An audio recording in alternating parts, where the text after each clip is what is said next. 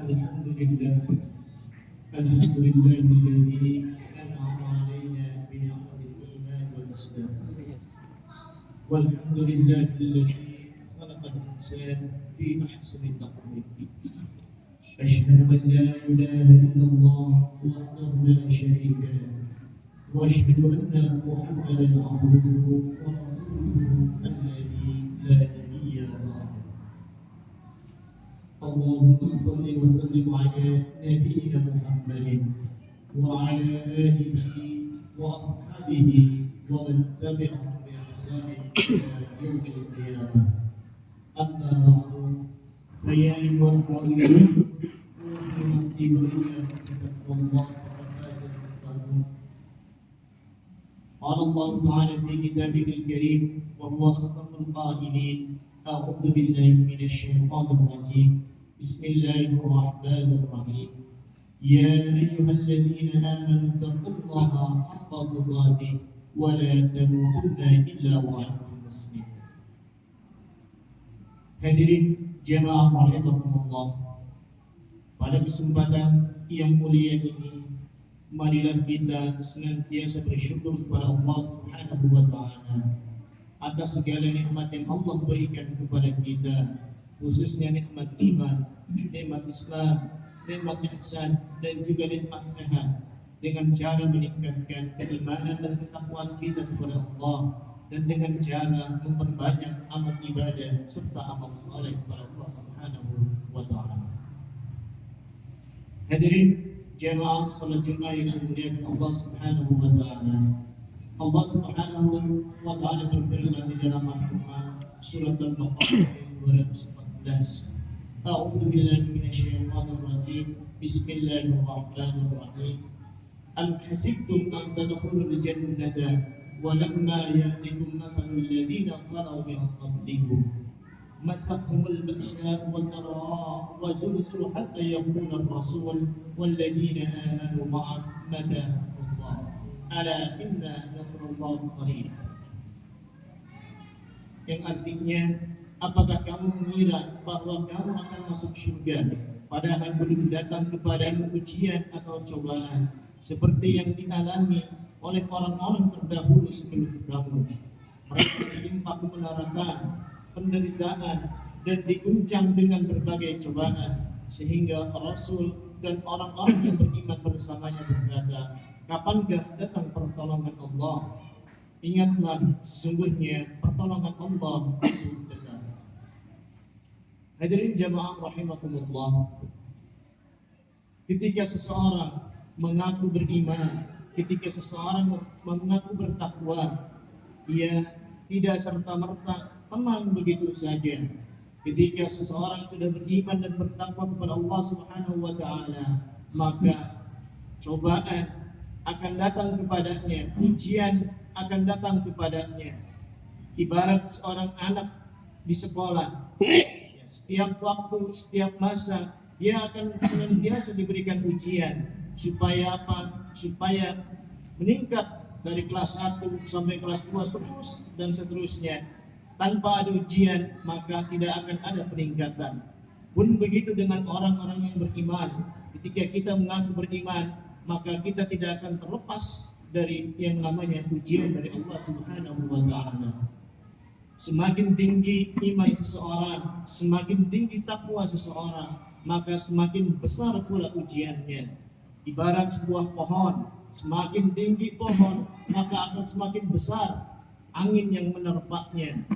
Maka tidak heran ketika kita merasa iman kita, takwa kita meningkat, maka Allah akan memberikan ujian, Allah akan memberikan cobaan yang lebih besar, sehingga kita mampu untuk menghadapi ujian tersebut.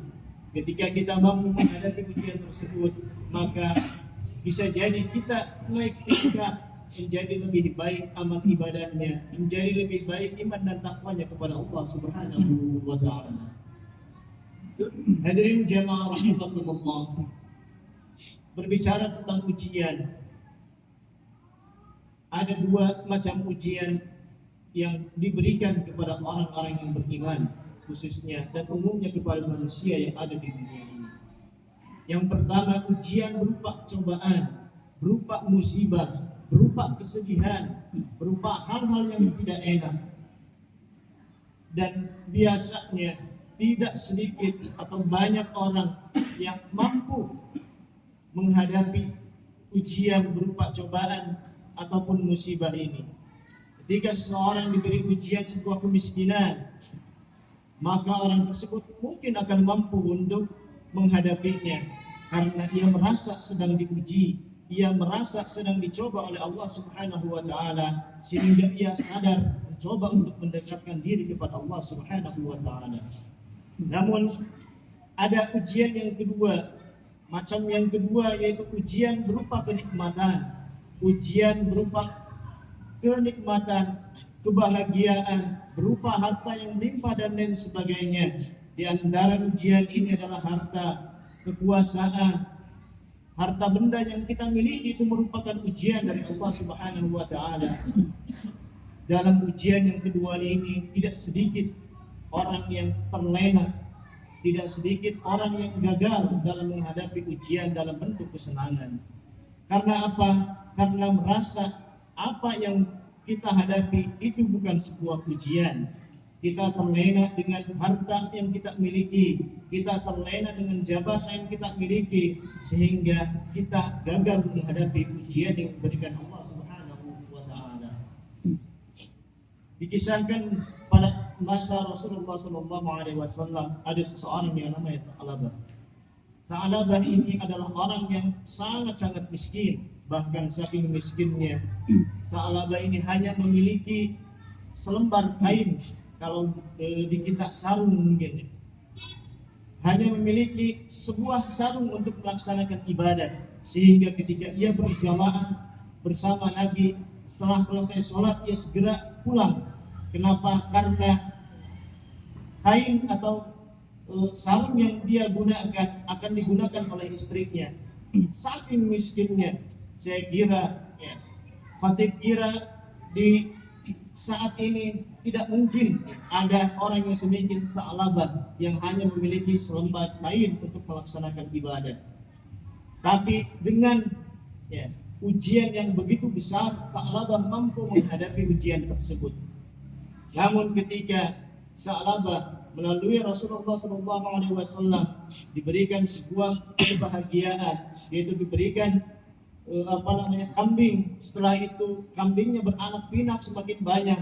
Lama kelamaan Sa'labah tidak terlihat di majelis Rasulullah, Sa'labah tidak terlihat di jamaah Rasulullah. Kemudian ditanya kepada para sahabat, kemana Sa'labah? Sa'labah sibuk mengurus kambingnya, sibuk menggembala kambingnya. Maka dari cerita kisah Sa'labah ini kita bisa mengambil hikmah bahwa tadi sebagaimana khatib yang katakan di awal, ujian berupa musibah, ujian berupa cobaan mampu kita untuk menghadapinya. Karena kenapa? Karena kita tahu, karena kita sadar bahwa itu adalah ujian, sehingga kita bercoba untuk mendekatkan diri kepada Allah Subhanahu wa taala. Namun ketika ujian berupa kebahagiaan, ujian berupa harta benda, ujian berupa jabatan dan lain sebagainya, terkadang kita tidak sedikit manusia yang gagal dalam menghadapi ujian yang kedua ini karena merasa itu bukan ujian, karena merasa itu bukan cobaan dari Allah Subhanahu wa taala, padahal kesenangan yang kita miliki pun merupakan ujian dari Allah Subhanahu wa taala. Maka dari itu kita sebagai orang muslim, sebagai orang-orang yang beriman, ketika kita merasa yakin, merasa kita orang yang beriman, Allah tidak akan melepaskan kita begitu saja. Allah akan senantiasa memberikan ujian, baik ujian berupa musibah, cobaan, kesedihan, ataupun ujian berupa kebahagiaan dan kelebihan harta dan lain sebagainya. Maka dari itu senantiasa mari kita mendekatkan diri kepada Allah, memohon pertolongan kepada Allah agar Allah memberikan kita pertolongan, agar Allah memberikan kita kebaikan sehingga kita mampu menghadapi ujian, baik ujian kesedihan, musibah atau ujian kebahagiaan. Barakallahu li wa lakum fil Qur'anil azim wa nafa'ani wa iyyakum bima fihi min al-ayati wa dhikril hakim wa taqabbalallahu minna wa minkum tilawatahu innahu huwas samiul alim.